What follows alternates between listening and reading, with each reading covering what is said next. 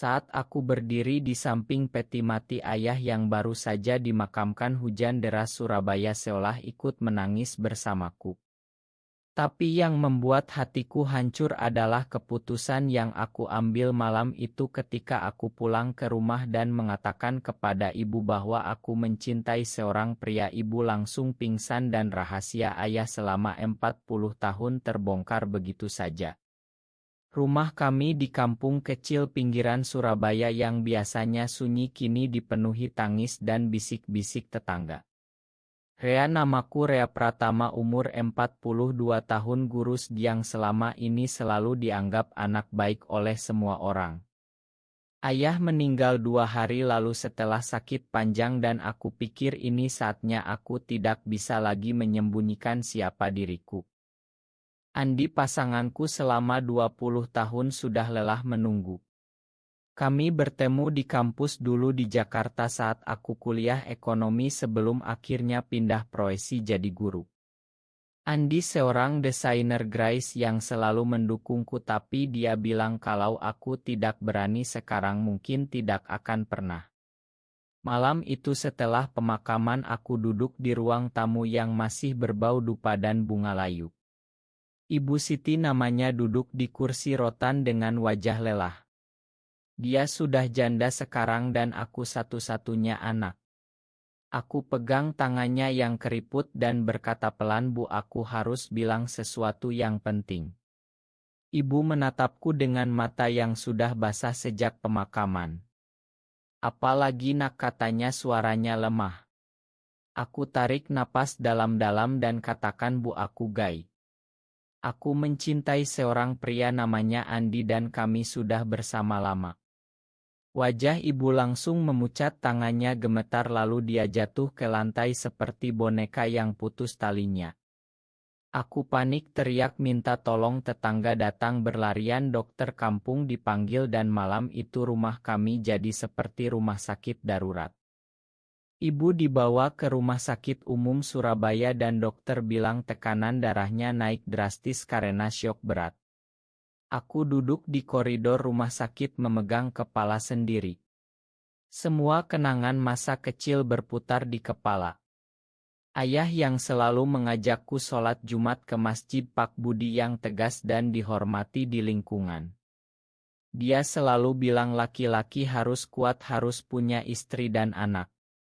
Sekarang aku baru sadar bahwa diamnya selama ini mungkin karena dia tahu sesuatu tentang diriku atau mungkin tentang dirinya sendiri.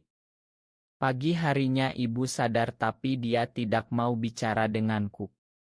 Matanya kosong menatap langit-langit kamar rawat inap. Perawat bilang kasus seperti ini sering terjadi di keluarga tradisional Indonesia di mana pengakuan seperti milikku dianggap membawa malu besar. Aku ingat temanku di sekolah dulu yang juga gay tapi dia pindah ke Jakarta dan hidup bebas di sana. Aku tidak pernah berani ikut dia karena takut kehilangan ibu. Sekarang kehilangan itu sudah terjadi. Andi datang ke rumah sakit diam-diam lewat pintu belakang. Dia pegang bahuku dan bilang, "Rea, kamu sudah berani, ini langkah pertama." Tapi aku hanya bisa menangis diam-diam. Malam itu aku menemukan kotak kayu kecil di laci meja ayah. Di dalamnya ada surat-surat lama yang ditulis tangan.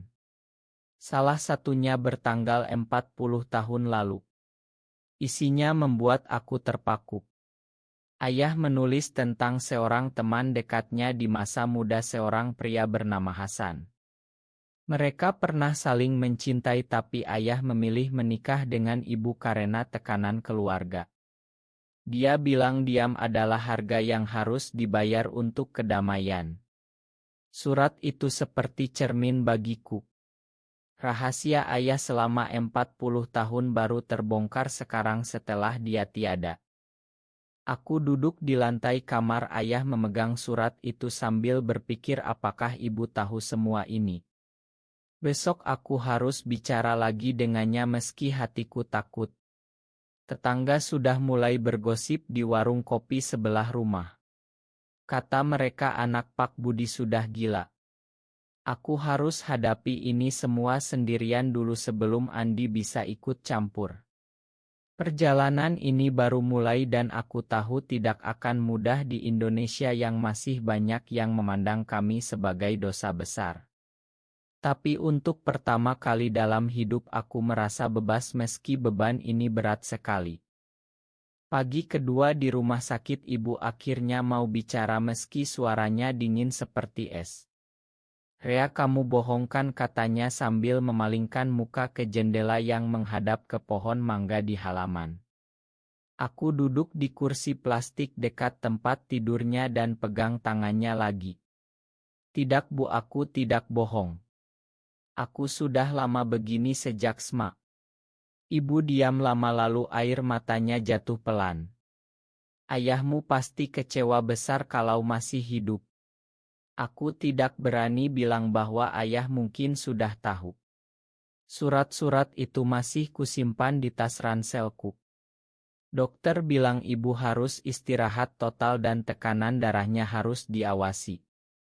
Aku pulang ke rumah sendirian dan di depan pintu sudah ada sepupu ibu Pak Hadi yang datang dari desa. Dia pegang bahuku kasar dan bilang, "Rea, ini memalukan keluarga kita. Kamu harus menikah cepat-cepat biar rumor ini hilang." Aku cuma mengangguk tapi dalam hati aku tahu itu tidak mungkin. Malamnya Andi datang ke rumah kami lewat pintu belakang lagi.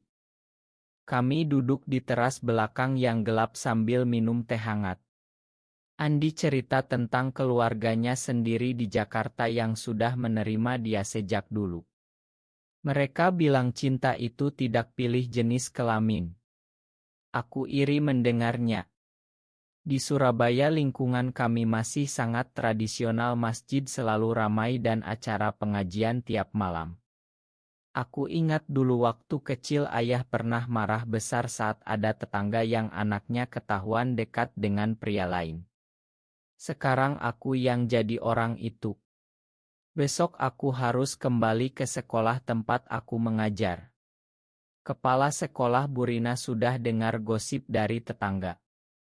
Dia panggil aku ke ruangannya dan bilang, "Rea, kalau ini benar kamu harus ambil cuti dulu. Orang tua murid tidak akan terima." Aku pulang dengan hati hancur. Di jalan aku bertemu teman lama dari masjid, Ustadz Arid. Dia tatap aku dengan mata penuh kasihan tapi juga jijik. "Rea, tobat nak," katanya. "Allah masih sayang sama kamu."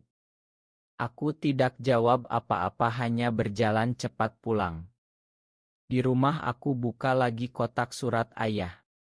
Ada foto lama ayah muda bersama Hasan di pantai Parangtritis. Mereka tersenyum lebar, tangan saling berpegangan. Ayah menulis di belakang foto, "Ini adalah kebahagiaan terakhirku sebelum aku pilih jalan yang benar." Aku menangis lagi.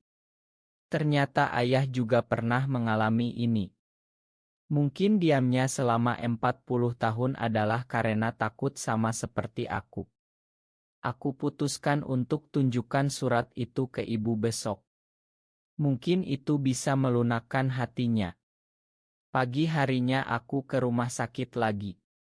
Ibu sudah lebih baik tapi masih diam. Aku keluarkan surat ayah dan bacakan pelan. Ibu mendengarkan tanpa kata lalu tiba-tiba dia pegang dada dan menangis terseduh. "Rea, ayahmu tidak pernah cerita apa-apa," katanya, suaranya pecah. Aku diam saja. Malam itu di rumah aku dapat telepon dari Andi. Dia bilang ada lowongan kerja di Jakarta untuk guru seperti aku. Mungkin kita bisa pindah bersama. Aku ragu. Bagaimana dengan ibu? Tapi dalam hati aku tahu kalau aku tetap di Surabaya hidupku akan semakin sempit. Gosip semakin menyebar. Sepupu Pak Hadi bahkan datang lagi dan ancam akan bawa aku ke pengajian khusus untuk tobat. Aku tolak mentah-mentah. Malam itu aku duduk sendirian di kamar ayah dan putuskan besok aku akan bicara jujur ke semua orang di keluarga besar. Ini langkah berat tapi aku tidak bisa mundur lagi. Perjalanan emosional ini baru separuh jalan dan aku harus kuat demi diriku sendiri. Pertemuan keluarga besar di rumah kami berlangsung tegang. Semua sepupu bibi dan paman duduk melingkar di ruang tamu yang sudah dibersihkan. Ibu duduk di kursi utama, wajahnya masih pucat tapi dia sudah pulang dari rumah sakit 2 hari lalu. Aku berdiri di tengah dan katakan semuanya. Aku gaibu dan aku tidak bisa ubah itu. Aku tunjukkan surat ayah dan oto lama itu. Ruangan langsung hening lalu Pak Hadi berdiri marah. Ini penghinaan bagi almarhum Pak Budi, katanya. Ibu hanya menunduk menangis pelan. Salah satu bibi yang baik hati, Bu Aminah, pegang tanganku dan bilang, Rea, kita semua keluarga tetap sayang kamu tapi masyarakat tidak akan terima. Aku tahu itu. Di Indonesia cerita seperti milikku sering berakhir dengan pengusiran atau pernikahan paksa. Malam itu setelah semua pulang ibu panggil aku ke kamarnya. Rea, ibu sudah tahu sejak kamu kecil, katanya pelan. Ayahmu juga curiga tapi kami berdua pilih diam. 40 tahun kami simpan rahasia ini demi kamu dan demi nama baik keluarga. Aku terkejut mendengar pengakuan ibu. Ternyata diam ayah bukan karena benci tapi karena cinta.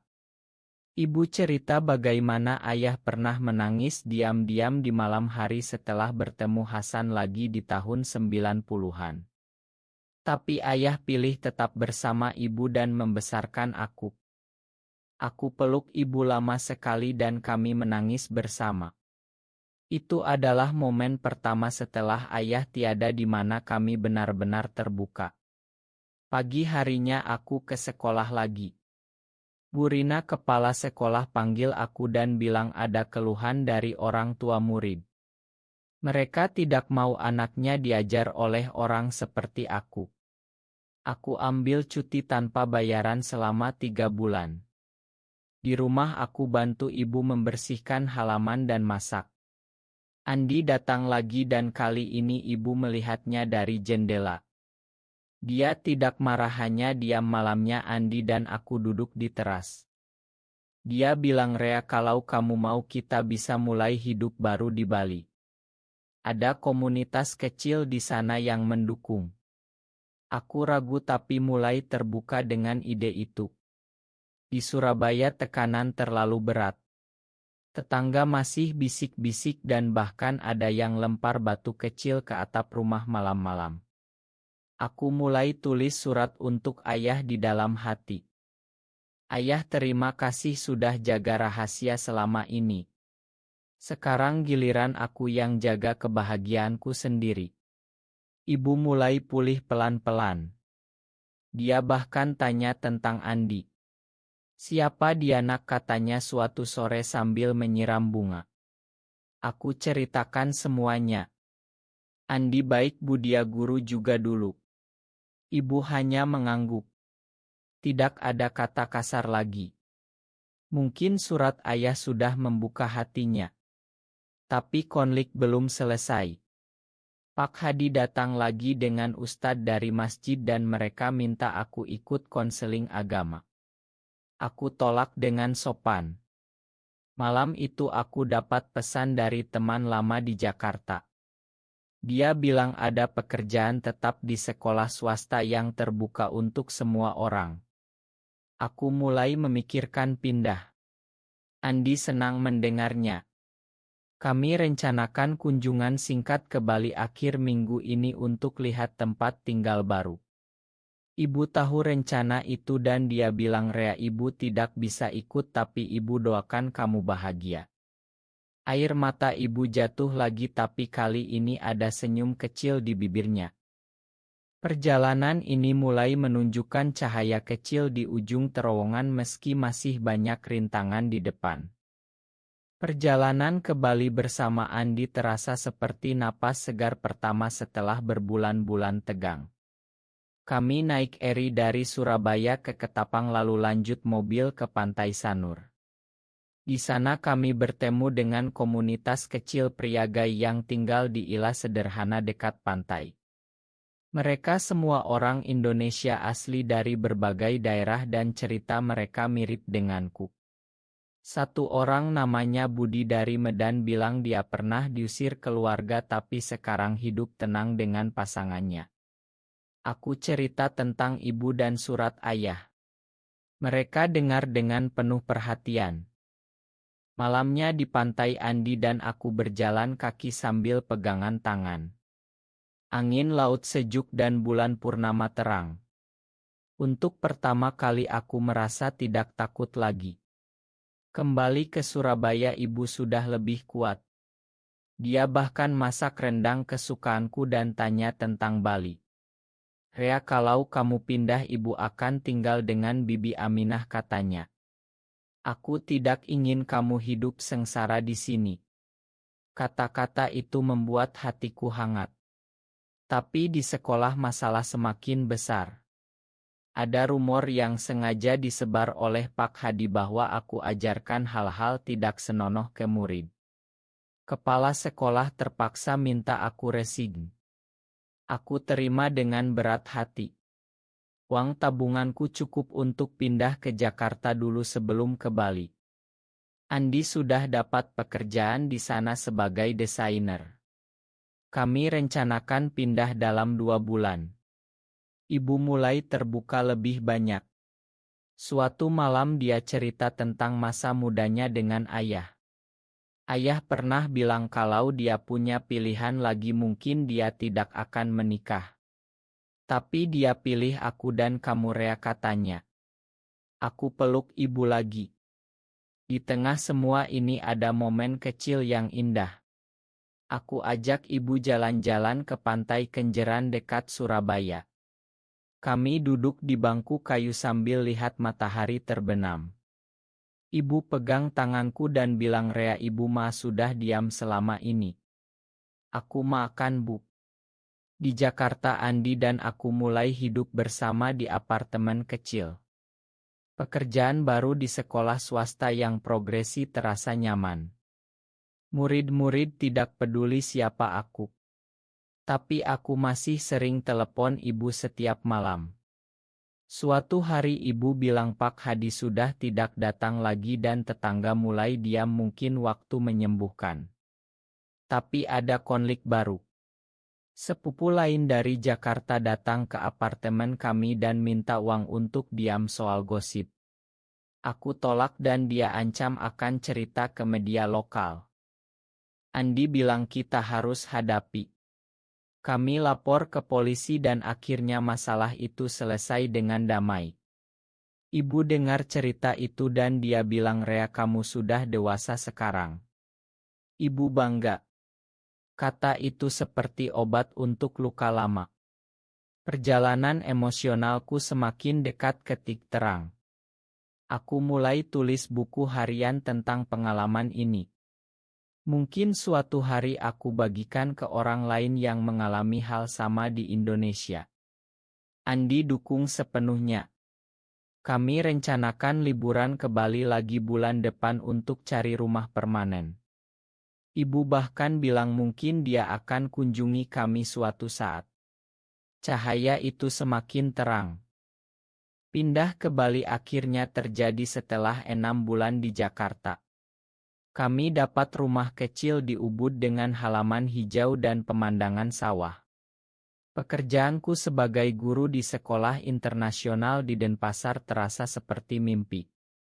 Murid dari berbagai negara dan tidak ada yang memandang aneh pada hubunganku dengan Andi. Setiap akhir pekan kami jalan ke pantai atau gunung. Ibu datang berkunjung pertama kali setelah setahun. Dia bawa tas besar berisi makanan khas Surabaya. Saat melihat rumah kami ibu tersenyum kecil. Bagus sekali katanya. Malam itu kami duduk di teras sambil lihat bintang. Ibu cerita lagi tentang ayah. Dia bilang setelah baca semua surat ayah dia mulai paham bahwa cinta itu banyak bentuknya. Aku tidak menyangka ibu bisa berubah sejauh ini.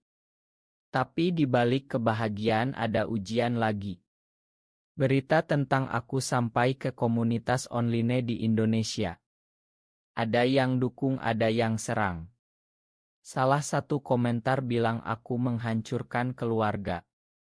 Aku hampir jatuh lagi ke depresi, tapi Andi dan Ibu bantu aku bangkit. Kami buat grup kecil dukungan online untuk pria gay di Indonesia. Banyak yang cerita pengalaman mirip. Aku merasa tidak sendirian lagi. Di Ubud kami ikut acara seni lokal dan bertemu banyak seniman yang terbuka.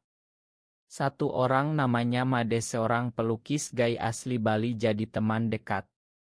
Dia ajak kami ke pura kecil dan bilang di Bali dulu ada tradisi yang lebih terbuka. Itu memberi harapan. Ibu pulang ke Surabaya dengan hati lebih ringan. Dia bilang Rea, ibu sekarang bisa tidur nyenyak. Pak Hadi sudah pindah ke desa lain dan gosip sudah reda.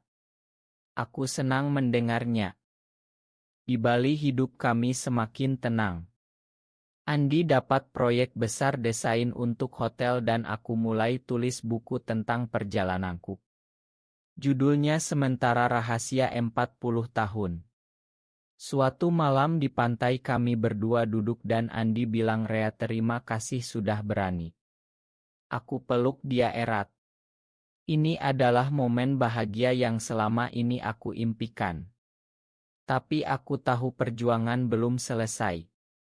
Masih banyak anak muda di Indonesia yang sembunyi seperti aku dulu. Mungkin buku ini bisa membantu mereka. Ibu telepon minggu depan dan bilang dia mau datang lagi bulan depan. Kali ini dia ajak Bu Aminah. Keluarga mulai menerima pelan-pelan. Perjalanan ini mengajarkan aku bahwa pertumbuhan butuh waktu dan keberanian. Aku tidak menyesal lagi. 1 tahun kemudian di Bali hidup kami sudah mapan. Buku Rahasia 40 Tahun terbit secara indie dan mendapat sambutan hangat di komunitas online. Banyak pembaca kirim pesan terima kasih karena merasa dilihat. Ibu sekarang tinggal bersama kami 2 bulan setiap tahun. Dia suka membantu di kebun kecil rumah kami dan kadang ikut kelas yoga pagi. Andi dan aku semakin dekat. Kami bahkan rencanakan upacara kecil sederhana di pantai dengan teman-teman dekat. Bukan pernikahan resmi tapi simbol komitmen. Ibu setuju. Suatu sore di pantai Sanur kami bertiga duduk lihat ombak. Ibu pegang tanganku dan tangan Andi bergantian. Rea, ibu bangga sama kamu, katanya. Ayah pasti juga bangga kalau lihat sekarang. Air mata kami jatuh, tapi kali ini air mata bahagia. Malam itu di rumah aku buka kotak surat ayah lagi. Aku tambah 1 surat baru untuknya. Ayah, terima kasih sudah tunjukkan jalan. Sekarang aku hidup dengan jujur. Di Indonesia perubahan memang lambat, tapi itu dimulai dari keluarga kecil seperti kami. Aku masih dapat pesan dukungan dan juga ancaman, tapi aku tidak takut lagi. Andi dan aku terus bekerja membantu komunitas melalui seminar online dan pertemuan kecil. Banyak anak muda dari Surabaya dan Jakarta datang ke Bali untuk cerita. Kami dengar semua dan beri pelukan. Ibu sering bilang dulu dia takut dunia akan runtuh, tapi sekarang dia lihat dunia kami justru lebih indah. Perjalanan emosional ini mengubah aku menjadi pria yang lebih kuat, lebih penyayang dan lebih manusiawi. Aku tidak lagi sembunyi di balik topeng. Aku adalah Rea yang mencintai pria dan itu baik-baik saja. Di akhir hari aku selalu ingat hari ayah tiada dan pengakuan yang membuat ibu pingsan. Itu adalah awal dari akhir kesunyian panjang. Sekarang kami hidup dengan terang. Apakah benar bahwa kejujuran selalu lebih baik daripada menyimpan rahasia selama 40 tahun meskipun itu menyakiti orang yang kita cintai?